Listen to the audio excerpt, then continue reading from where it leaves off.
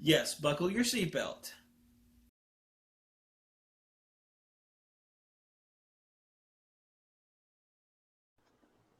Hello, all. Welcome to another Roundtable Reviews. Today we're going to be reviewing TNG Episode 3 Code of Honor.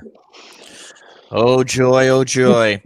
And with me is Captain Trek and Vance Major, as always. I don't know if I should say thank you for coming here or I'm sorry I made you watch that. I'm not sure yet. We'll figure that out as we go.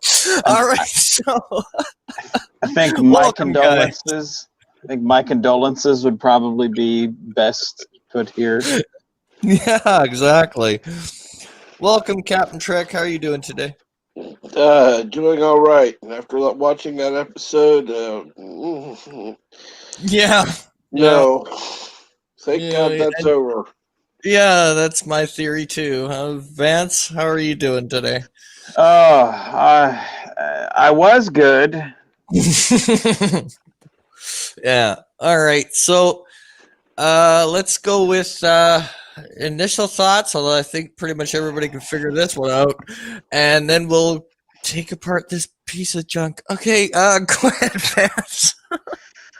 Well, it's not my favorite. So, Yeah, that sums it up. Cap. yeah. Well, let's put it this way: if this shit episode were to come out today, it would absolutely be on the cancel culture thing. Oh, wow. If this episode came out in modern era,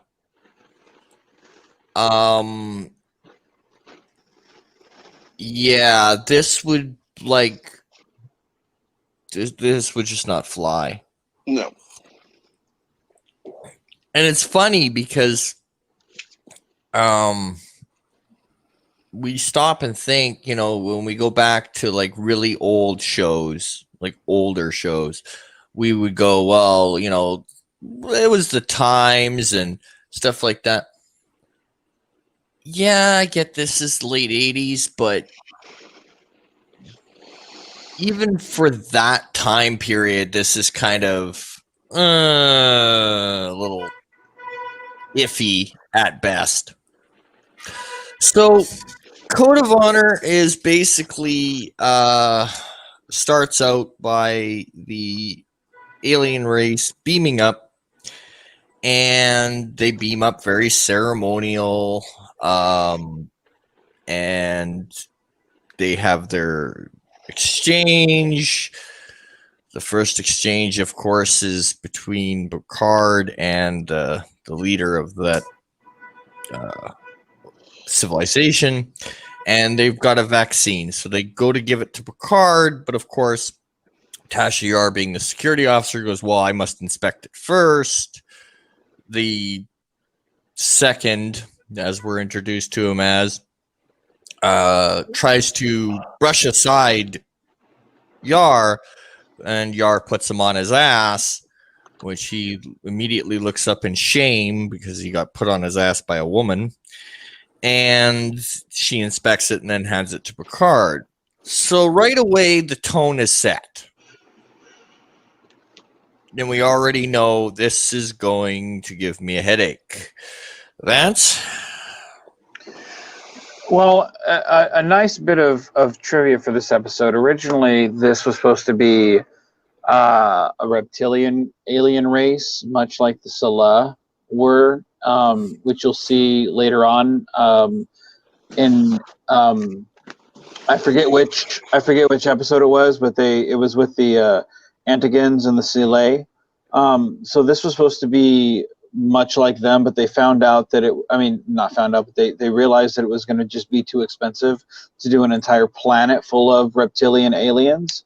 So they decided to scale it back and just make them a planet full of colored people, which I don't see how you can't just understand that this is extremely insensitive. and I mean, even then I was like, man, this is kind of racist, because I had seen, when I was a kid, I had seen the miniseries Roots, and I loved it.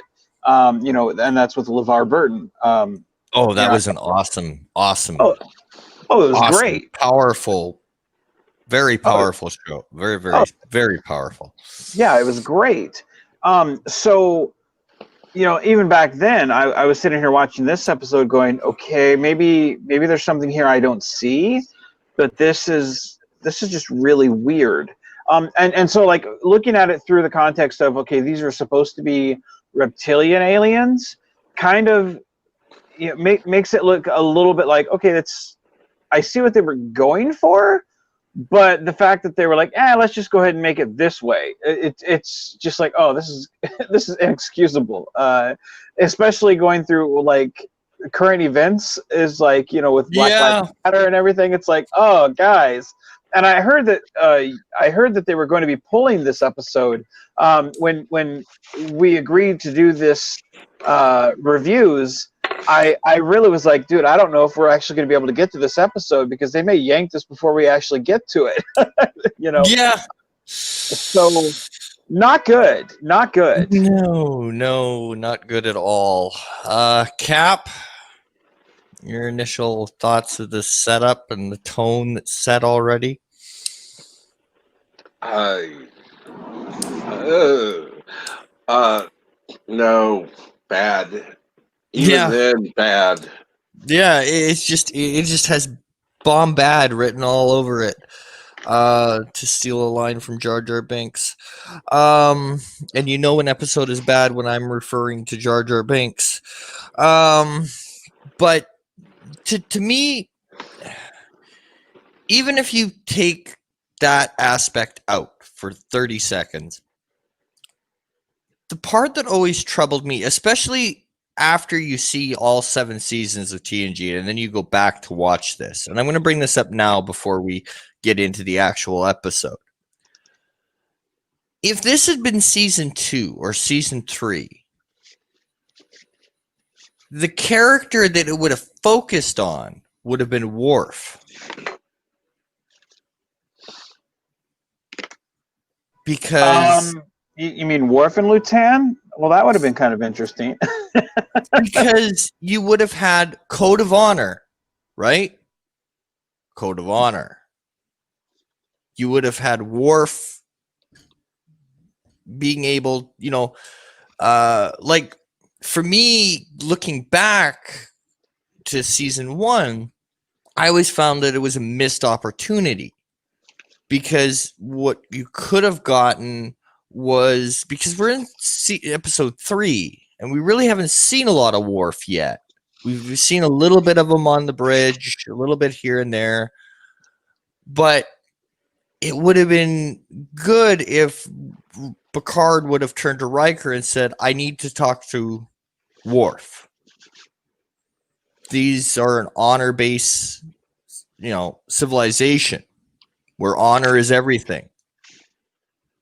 Well, get me the Klingon. Or even at that, if this had been a sect of Klingons that had just been isolated or something like this, that would have drastically changed, the whole tone. Or even at that, if they had changed it and been like, hey, let's make this a sect of non-crested Klingons, so at least that would have been a throwback to the original series, and you wouldn't have had to worry about as much makeup. Again, for budgetary constraints. I mean, there's so many things they could have done besides this. Because I try not to ever say this is a bad episode of Star Trek, but as I sit here and watch this episode, like, this is bad. Like there's very few episodes of Star Trek where I'm like, this is just irredeemable. And this is one of them. I literally hate this episode. And I mean, there are some doozies out there, and this is one of them, just because, again, of how insensitive it is. And it's, if just changing some of the things on it would have just been like, oh, this is completely different. Again, I know what they were going for, but good God, man. Yeah. So because when you think standard TNG, especially later seasons, if you heard, like in season 4, if you heard the title Code of Honor, you're immediately thinking Worf centric, right? That would be your immediate thought that episode is going to be a Worf-centric episode. Or Klingon However, episode. Yeah. or a Klingon episode, right? So that's your immediate thought, especially going back to look at it. And then you get this hot mess, and it's just one absolute garbage after another. So, well, and the thing about it is like I know from their perspective, like all of this was honorable and everything, but again, like this society and then the other, like forgive me if I'm jumping ahead for those who if you haven't seen season 1 of TNG, then especially after 30 some years, then you're sadly behind the times. But for the episode where it's those half naked people, I think all of them are like blondes or whatever. And it's the one where Wesley crashes into the fence. But it's like that one. It's like, again, what were you what were you thinking? Even for a season 1 episode, things like that, and things like this, it's just like, how did you stay on the air? Because if that was on now, I would be going, what the fuck are you doing? yeah. And again, like I seldom swear on your channel, but I really am scratching my head, just going, what the fuck, and I just it's those things where they wouldn't make it today, and I'm blown away that it made public television back then. And it just blows my mind. And this is what Gene Roddenberry thought of was great Trek television. And I'm like, what? But Captain Trek, what do you think, man? Because I feel like I'm just jibber jabbering here, man, and I'm losing my fucking mind. You're on mute, buddy.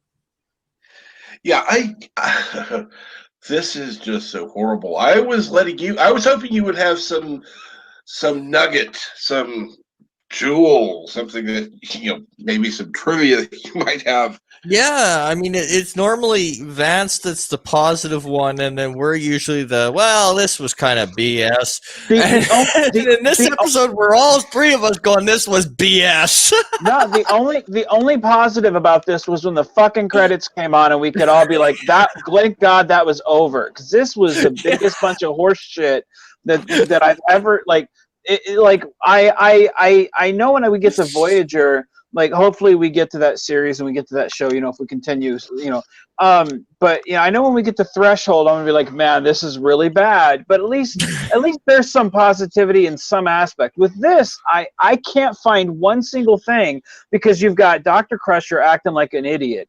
Going, well, if my son could be on the bridge, and shoving that Wesley idea down our throats, and then acting again like too much like a woman instead of like a doctor, or I'm sorry, like a stereotypical 80s woman of what they thought a woman should be like, which wasn't entirely true. Like, what are you doing? That's not how Dr. Crusher should act.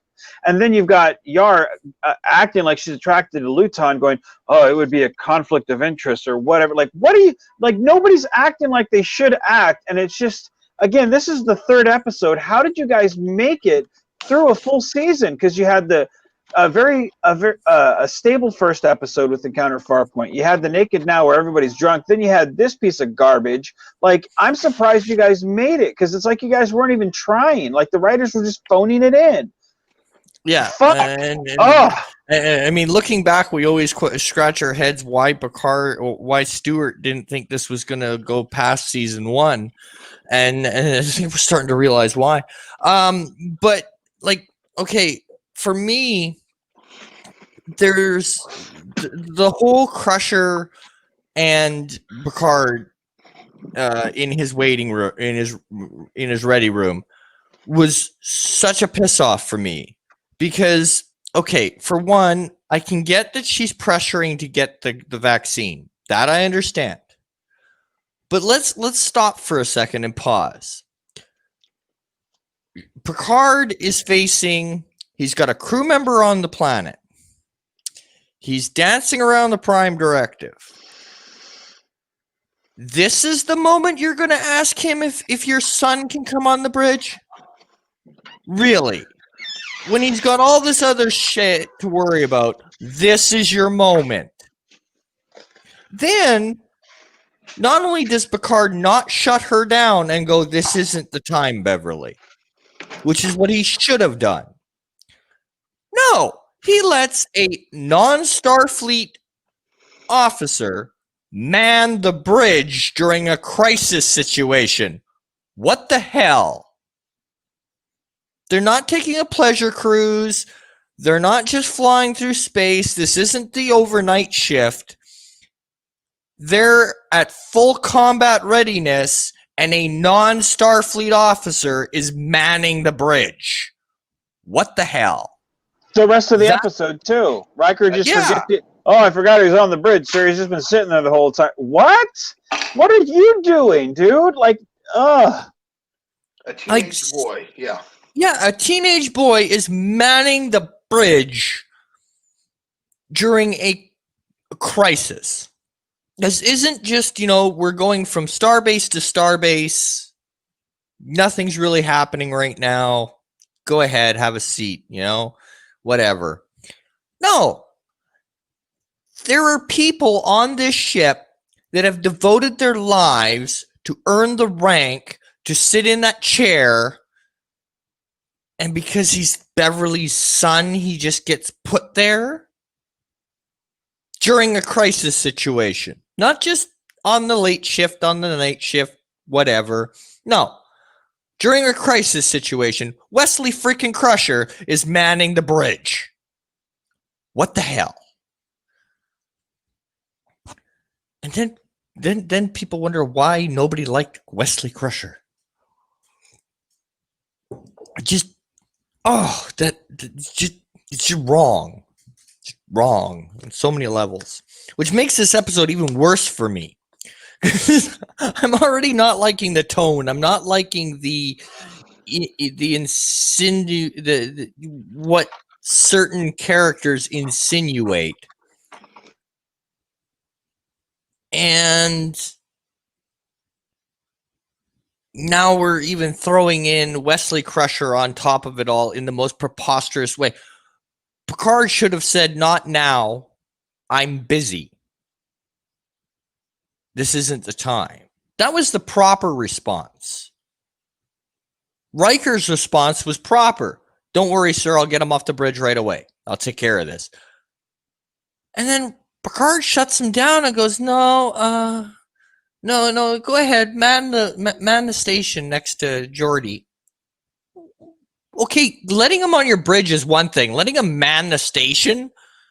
What the hell? It just felt so out of character, like character breaking for Picard at this moment. For what? For why? Well, anyway, before I rant too much and I end up making this a 30-minute video on why this Wesley Crusher shouldn't have been manning the damn station, I'll toss it to you guys. Vance, do you agree, disagree? I know you like Wesley, so... Well, first, let Captain Trek have a chance, because we shot to him and then we quickly took the ball away. So, Cap, you go, because I feel like no, you're the Wesley fan. I can't stand yeah, now you're under the bus, right? Okay, I am a Wesley fan. I was a little like I was a little butthurt when we were talking about the Charlie X stuff, and you were like, the dude's as annoying as Wesley Crusher. He's as creepy as Wesley Crusher. He annoys me as Wesley Crusher. And I was like, well, that's a little unfair here. Come on, man. Like, I understand, like, you're on that, like, hate Wesley train, and you want to kick, Wesley any chance, but, like, that's kind of kicking him. Like, he's not even here, and you're, oh, man. But, like, here, I completely agree with the criticism. 110%. 110%. Your mom is sitting there going, hey, crisis situation. We just lost our chief of security. We don't know our heads from our butts here, and my kid's on the turbo lift. Can we get him in here? And Picard, instead of being responsible, is like, hey, what better time to do it? Let's knock this out here.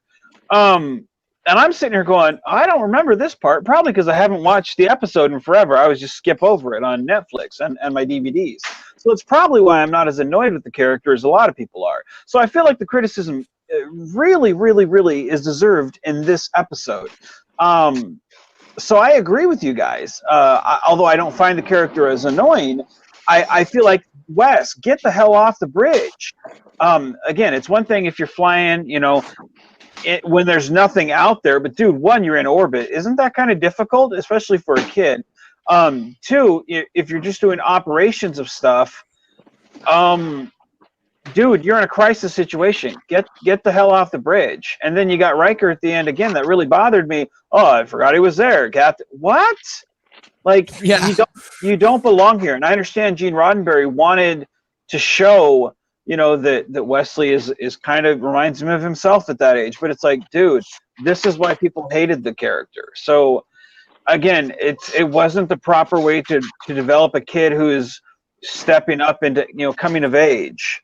This is not the way to do it, because you got the mother acting like an idiot, the kids acting like an idiot. It's just this episode sucked. So anyway, yeah. Cap, you want to add a nail to this topic before we move on to the rest of this episode? And we've only gotten 5 minutes into the episode, and we're 20 minutes into the review. This is going to be a long one. Let's move on. Let's move on. Okay, let's move on. Okay, so they determined they wait a day, which okay.